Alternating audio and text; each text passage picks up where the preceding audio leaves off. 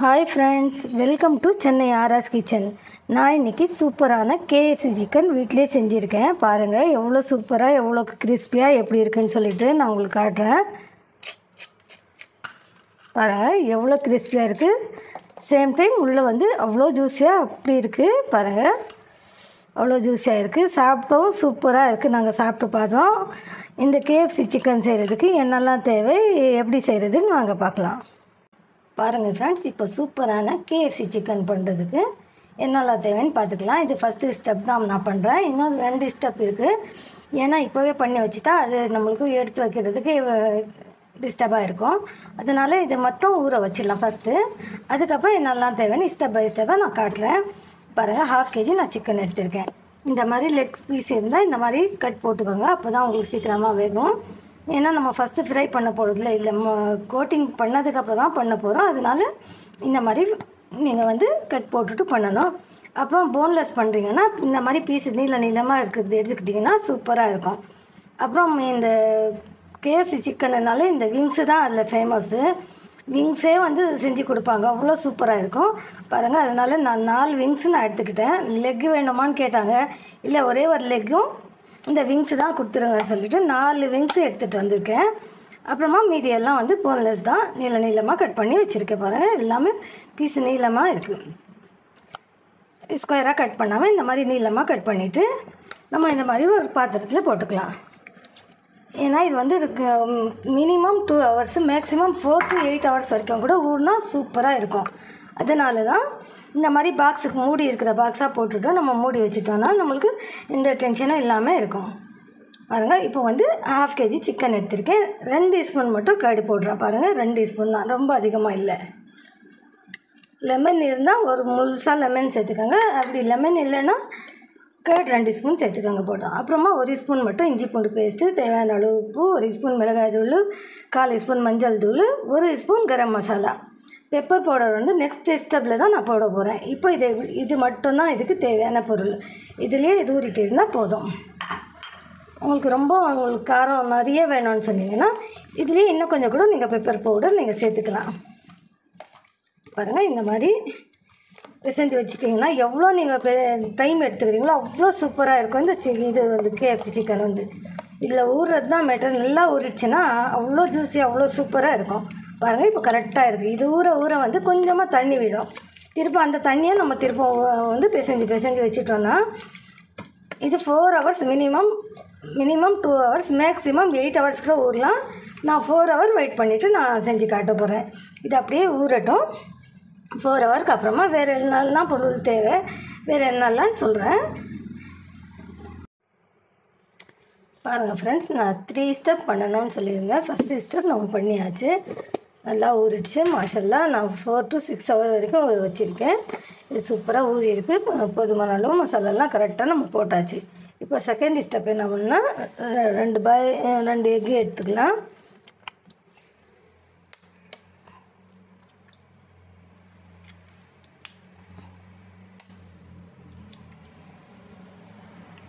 அப்புறம் வந்து 2 எக்கு எவ்வளோ இருக்கோ சேம் ரேஷியோவில் நம்ம பால் சேர்த்துக்கலாம். பால் சேர்த்துட்டு கொஞ்சமாக பூண்டு மட்டும், இது இஞ்சி கிடையாது, வெறும் பூண்டு மட்டும் தட்டி சேர்க்கலாம். அதுக்கப்புறம் இதுக்கும் கொஞ்சம் ஸ்பைசஸ் போட்டால் கொஞ்சம் சூப்பராக இருக்கும். அதனால் ஒரு 1/4 ஸ்பூன் மிளகாய்த்தூள், ஒரு 1/4 ஸ்பூன் பெப்பர் பவுடர், தேவையான அளவு சால்ட்டு சேர்த்துட்டு நம்ம இதை பீட் பண்ணி வச்சுக்கலாம். இதுக்கு தேவையான அளவு சால்ட்டு மட்டும் சேர்க்குறேன். இப்போ இதை நல்லா நம்ம பீட் பண்ணி வச்சுக்கலாம். செகண்ட் ப்ராசஸ் இதுதான். இது செகண்ட் முடிச்சாச்சு. இப்போ தேர்டு வந்து ஒரு இது மாதிரி ஒரு பவுல் எடுத்துகிட்டு, கோதுமை மாவு தான் இது நம்ம போட்டுக்கலாம். இப்போ இந்த மாவுக்கும் கொஞ்சமாக நம்ம ஸ்பைசஸ் சேர்த்துக்கலாம். பாருங்கள், 1/4 ஸ்பூன் அளவுக்கு தான் சேர்க்குறேன். கொஞ்சமாக பெப்பர் பவுடரும் சேர்த்துட்டு இந்த மாவுக்கு தேவையான அளவு உப்பு சேர்த்துக்கலாம். மாவுக்கு தேவையான அளவு உப்பு சேர்த்தாச்சு. இப்போ வந்து இந்த மாவுலையே நிறைய பேர் இப்படியே செஞ்சுருவாங்க.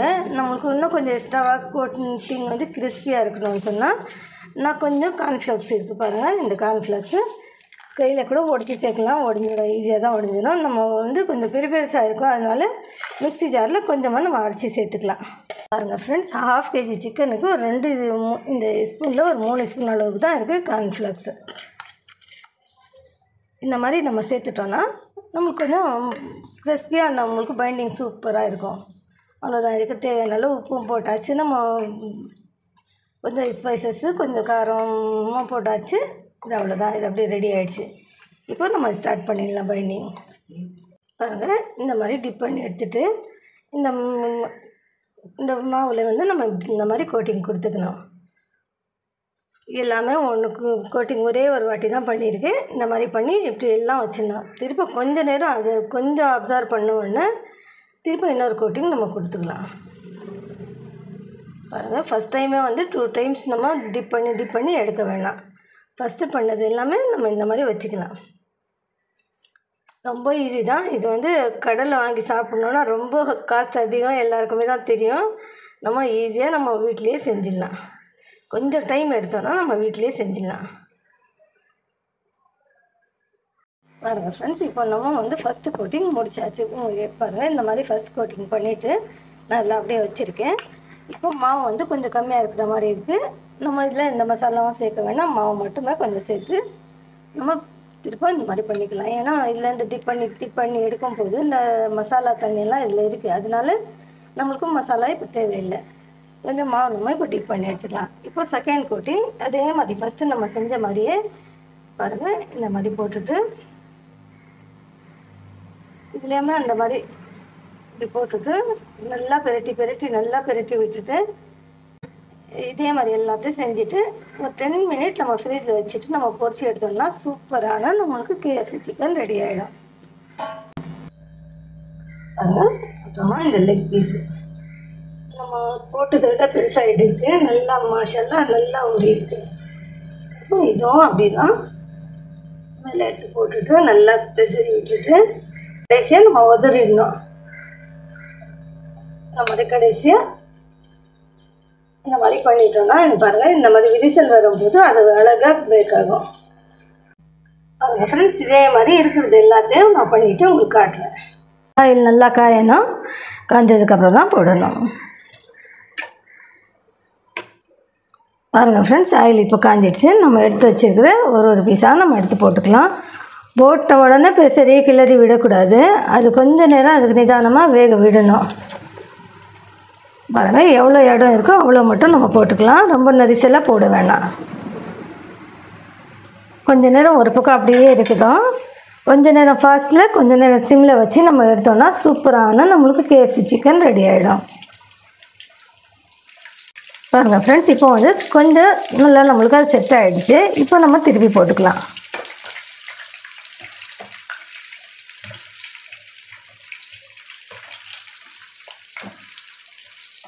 போட்டுட்டு கொஞ்சம் நேரம் சிம்மில் வச்சு கொஞ்சம் நேரம் ஃபாஸ்ட்டில் வச்சு அப்படி நம்ம பொரிச்சுக்கிட்டோம்னா நம்மளுக்கு சூப்பராக நம்மளுக்கு அழகாக பொரிஞ்சு வந்துடும். இப்போ ஃபாஸ்ட்லேயே இருந்தால் வந்து உள்ளே இருக்கிற நம்மளுக்கு சிக்கன் வேகாமல் போயிடும்.